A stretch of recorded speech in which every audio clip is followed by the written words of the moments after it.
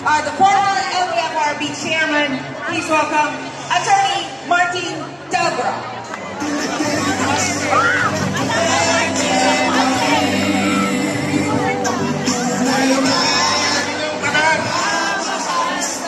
Happy birthday! Mayor Rudy! Masarap ka!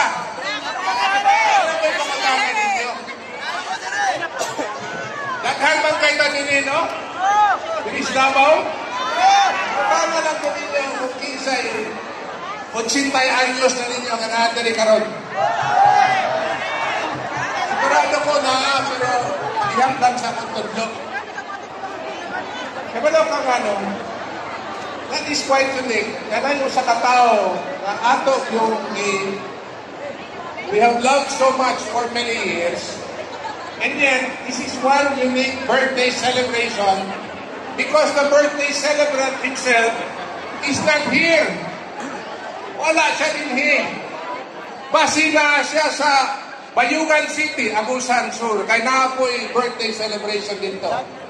Basi na siya sa Valencia, Bukidnon.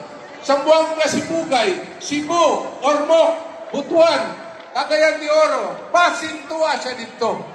Kaya wala siya din. Basi na siya sa Manila, Iloilo. Naaba siya dito?